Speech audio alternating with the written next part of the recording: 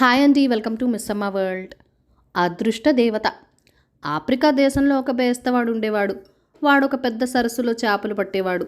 చేపలను పట్టడానికి వాడు పెద్ద పెద్ద పళికల లాంటి ఊతలు ఉపయోగించేవాడు. వాడు తన తెప్పలో ఈ ఊతలను పట్టుకుపోయి సరస్సు ఆట్టే లోతు లేని చోట వాటిని తాళ్లతో కట్టి దించేవాడు. తాళ్ల చివర కర్ర ముక్కలు కట్టడం చేత అవి పైకి తేలి ఊతలు ఎక్కడెక్కడ ఉన్నది వాడికి సులువుగా తెలిసేది.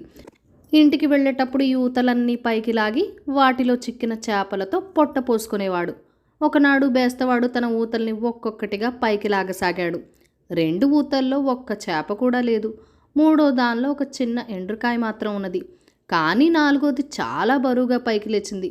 హమ్మయ్యా, నా అదృష్టం పండింది, నా దరిద్రం తీరిపోయింది అనుకుంటూ వాడు ఆ ఊతను తెప్ప మీదకి లాక్కున్నాడు.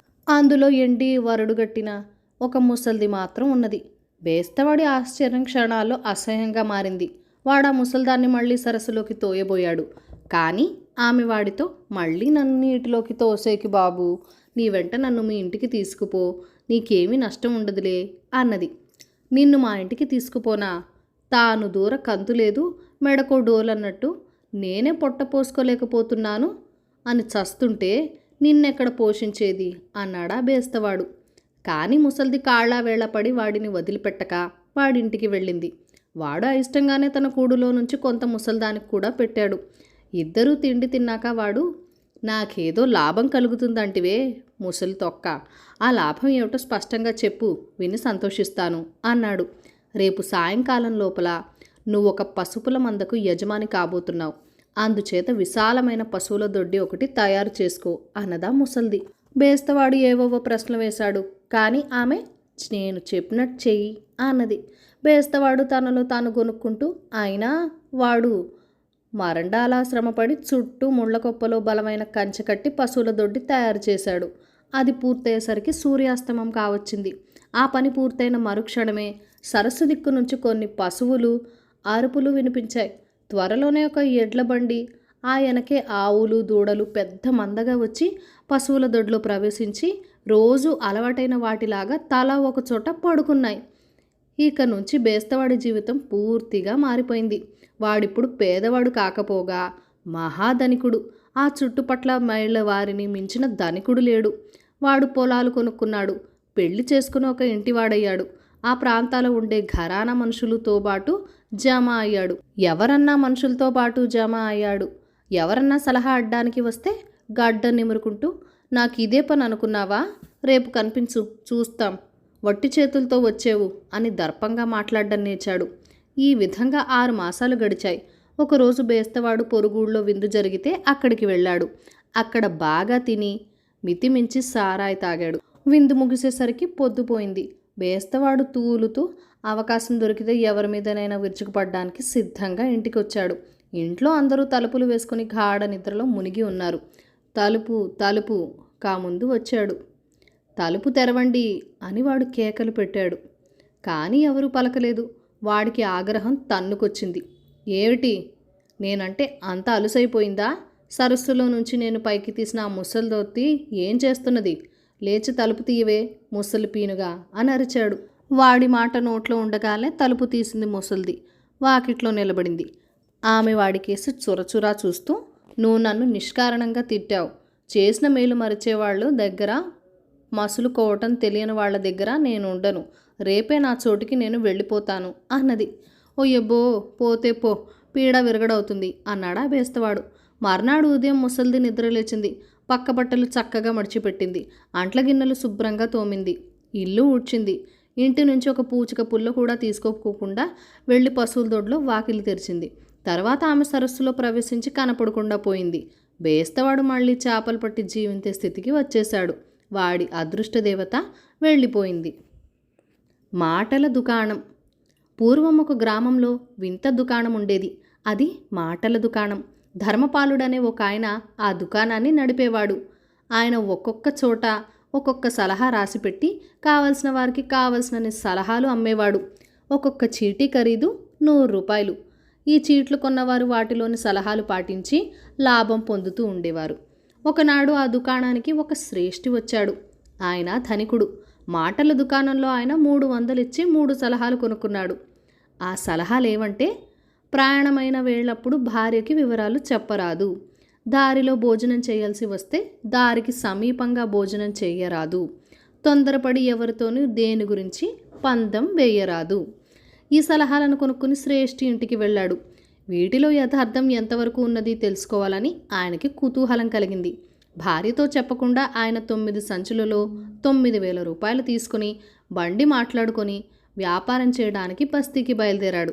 శ్రేష్ఠి కొంత దూరం ప్రయాణించాక భోజనం వేళైంది. దారికి కొంత దూరంలో బావి కనిపించిన చోట బండి ఆపి బావి సమీపంలో భోజనం చేసి మళ్ళీ ప్రయాణమయ్యాడు. కొద్ది దూరం వెళ్ళాక సంచులు లెక్క చూసుకుంటే 9 ఉండవలసిన చోట 8 ఉన్నవి. బావి వద్దకు వెళ్ళి వెతికితే పోయిన సంచి దొరికింది. అది అక్కడే ఒక గడ్డి కుప్ప కింద పడి ఉన్నది. తాను డబ్బిచ్చి కొనుక్కున్న సలహాల్లో ఒకటి మేలు చేసింది. శ్రేష్ఠి సంతోషించాడు. తాను దారిలోనే భోజనం చేసినట్లయితే ఆ సంచిని దారిన పోయేవాళ్ళు ఎవరో ఒకరు తీసుకుని ఉండేవారు. ఆ సంచి తీసుకుని ఆయన బండి వద్దకు వస్తూ ఉండగా ఆయన కాలికి ఒక పిచ్చి పుచ్చకాయ తగిలింది. చిత్రం ఏమిటంటే అది తగలగానే ఆయన కాలికి ఎంతో కాలంగా మానకుండా ఉన్న పుండు ఒకటి తుడిచిపెట్టినట్టుగా నయమైంది. ఆ కాయలో ఏదో మహత్తు ఉండి ఉండాలనుకుని దానిని తిరుగు ప్రయాణంలో తీసుకుపోయే ఉద్దేశంతో ఆయన బావి సమీపంలో గుర్తుగా ఒక చోట పాతి పెట్టి బండి ఎక్కి ప్రయాణం సాగించాడు. బస్తీలో వ్యాపారం బాగా కలిసి వచ్చింది. శ్రేష్ఠి పుష్కలంగా ధనం సంపాదించి దారిలో తాను దాచిపెట్టిన పుచ్చకాయ పాట మరిచి మరొక దారిన స్వగ్రామానికి తిరిగి వచ్చాడు. ఆయన తిరిగి వచ్చే నాటికి ఆయన గ్రామంలోని లక్షాధికారి రాచపుండుతో బాధపడుతున్నాడు. ఆ రాచపుండు నయం చేసిన వారికి 10,000 రూపాయలు ఇస్తానని ఆయన చాటింపేయించాడు.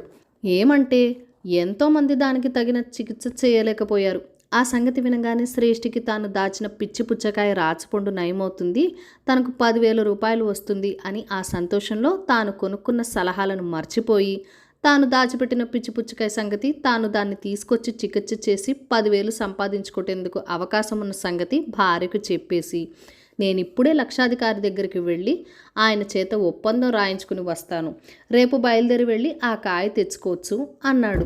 శ్రేష్ఠి గారి భార్య మరుక్షణమే ఆ విషయం అంతా పూసగుచ్చినట్టు పొరుగింటి ఆవిడికి చెప్పింది. ఆవిడ తన భర్తకు చెప్పింది. శ్రేష్ఠి లక్షాధికారి ఇంటికి పోయే దారిలో పొరుగింటి వాడు వచ్చి ఆయనను కలుసుకున్నాడు. మాటల సందర్భంలో ఇద్దరు ఒకే పని మీద వెళ్తున్నట్టు స్పష్టమైంది. ఆ లక్షాధికారి రాచపుండు ఎలా నయమవుతుందో నాకు తప్ప ఇంకెవరికీ తెలీదు అన్నాడు శ్రేష్ఠి. ఆ రహస్యం నాకు తెలుసు అన్నాడు పొరుగువాడు. లక్షాధికారి పుండు నయం చేయటం నీ వల్ల కాదు అన్నాడు శ్రేష్ఠి. నయం చేస్తాను, చాతనైతే పందెంకాయ్ అన్నాడు పొరుగువాడు. శ్రేష్ఠి తాను కొనుక్కున్న సలహాలు మళ్ళీ మర్చిపోయి తన పొరుగువాడు ఆ రాచపుండు నయం చేసే పక్షంలో ఆయన తన ఇంట్లో దేన్ని తాకితే దాన్ని ఇచ్చేస్తానని పందెం కాశాడు. పొరుగువాడు ఆ సాయంకాలమే బయలుదేరి నూతి వద్దకు వెళ్ళి శ్రేష్ఠి దాచిపెట్టిన పిచ్చి పుచ్చకాయను తవ్వి తీసి లక్షాధికారి రాచపుండుని దాన్ని తగిలించి నయం చేసేశాడు. శ్రేష్ఠి ఇంకా బయలుదేరక ముందే ఇదంతా జరిగిపోయింది. అన్న ప్రకారం తను పొరుగువాడు తన ఇంటికి వచ్చి తన ఇనపెట్టి తాకితే ఏం కాను, తన సంపద వేలకు వేలు అందులో ఉన్నది. తాను సలహాలను పాటించకపోవటం చేతనే ఈ ప్రమాదం వచ్చి పడింది. తాను పుచ్చకాయ కోసం పోబోతున్నట్లు భార్యకు చెప్పాడు. అంతటితో పోనివ్వక తొందరపడి పొరుగువాడితో పందెం వేసుకున్నాడు. శ్రేష్ఠి పరిగెత్తుకుంటూ వెళ్ళి మాటల దుకాణంలో ధర్మపాలుని కలుసుకుని కాళ్ల మీద పడి జరిగిందంతా చెప్పి తనకు నష్టం కలగకుండా ఉపాయం చెప్పమన్నాడు. జరిగిందేదో జరిగింది, నీ ఇనుప పెట్టెను అటక మీద పెట్టించు, పొరుగువాడు వచ్చేసరికి అటకకు నిచ్చెన వేసుంచు, నేను కూడా వస్తాను అన్నాడు ధర్మపాలుడు. పొరుగువాడు శ్రేష్ఠి ఇంటికి వచ్చి తన పందెం వసూలు చేసుకుంటానని తెలిసి నలుగురు పోగయ్యారు. ఆ సాయంకాలం 10 మంది ఎరిగిన వాళ్లను వెంట పెట్టుకుని పొరుగువాడు శ్రేష్ఠి ఇంటి లోపలికి ప్రవేశించాడు. అటూ ఇటూ చూశాడు. ఇనుప పెట్టె కనిపించలేదు. అటక నిచ్చెన మటుకు కనిపించాయి. ఇనుప పెట్టి అటక మీద ఉన్నది. నిచ్చెన ఎక్కటకు గాను పొరుగువాడు దాన్ని అనాలోచితంగా పట్టుకున్నాడు. శ్రేష్ఠి నిచ్చెన తాకావు, ఇక అది నీది కాదు, పందెంలో నీ ఓడావు అన్నాడు ధర్మపాలుడు. దీనికి పొరుగువాడు పదే పదే అభ్యంతరం చెప్పాడు. కానీ అక్కడ వాళ్ళు చేరిన వాళ్ళంతా ధర్మపాలుడు చెప్పిందే ధర్మమన్నారు. ఆయన ధర్మాన శ్రేష్ఠికి పెద్ద నష్టం తప్పింది. వెండి దీపం కుందే. ఈ కథను రచించిన వారు కోనె నాగ వెంకట ఆంజనేయులు గారు. హేలాపురి న్యాయాధికారి సమక్షంలో ఒక వెండి దీపం కుండె దొంగతనం గురించి విచారణ జరుగుతున్నది. కుందె పోగొట్టుకున్న కేశవుడు, అయ్యా, ఆ రోజు శ్రావణ శుక్రవారం, నా భార్య వ్రతం చేసుకుంటూ ముత్తైదువులను పేరంటానికి పిలిచింది. వ్రతం పూర్తయి పేరంటాళ్ళందరూ వెళ్ళిపోయాక చూసుకుంటే అప్పుడు తెలిసింది దొంగతనం జరిగిన విషయం. ఆ దొంగలించింది ఎవరో కాదు, మాధవుడి భార్య గుణవతి అంటూ ఇంకా చెప్పబోతుంటే న్యాయాధికారి మధ్యలో అడ్డుపడి, అయితే ఆ కుందె దొంగలించింది మాధవుడి భార్య గుణవతి అని నీవు ఎలా గమనించావు, ఎలా అనుమానించావు అని అడిగాడు. అయ్యా, వారం రోజుల క్రితం గుణవతి ఇంట్లో జరిగిన శుభకార్యానికి నా భార్య కూడా వెళ్ళింది. అప్పుడు పూజలో పెట్టుబడి ఉన్న మా వెండి ధూపం కందుని నా భార్య గుర్తించింది. దయచేసి దాన్ని మాకిప్పించండి అన్నాడు కేశవుడు. అది మీదే అనడానికి గట్టి ఆధారం ఏమిటి? వెండి ధూపం కుందులు ఎన్ని ఇళ్లలో లేవు అంటూ ప్రశ్నించాడు న్యాయాధికారి. అయ్యా, మా దీపం కుందే ఓంకారంలో ఉంటుంది అన్నాడు కేశవుడు. అలాగా అంటూ న్యాయాధికారి నవ్వి, ఆ మాటకొస్తే మా ఇంట్లోనూ అదే ఆకారంలో ఉన్నది దీపం కుందే అన్నాడు. అయ్యా, ఆ విషయమే తమకి మనవి చేయబోయాను. తమరు అవరోధం కలిగించారు. వ్రతం రోజున మా ఇంట్లో దొంగలించిన ఆ ఓంకారపు దీపం కుందెను మాధవుడి భార్య తెలివిగా తమ భార్య గారికి అమ్మిందని తెలిసింది. ఇప్పుడు అది వాళ్ళింట్లో లేదు, తమ ఇంట్లోనే ఉంది అన్నాడు కేశవుడు. అది విన్న న్యాయాధికారితో పాటు అక్కడున్న వాళ్ళందరూ నివ్వెరపోయారు. కథ కంచికి మనం ఇంటికి. ఈ కథను లైక్ చేయండి, షేర్ చేయండి. మన ఛానల్ని ఫస్ట్ టైం చూస్తున్నట్లయితే కనుక సబ్స్క్రైబ్ చేసుకొని ప్లీజ్ మీ సపోర్ట్ ఇవ్వండి. మీ అమూల్యమైన ఫీడ్బ్యాక్ అండ్ సజెషన్స్ నాతో కామెంట్ సెక్షన్లో కూడా షేర్ చేసేయండి. Thank you for watching. Bye bye.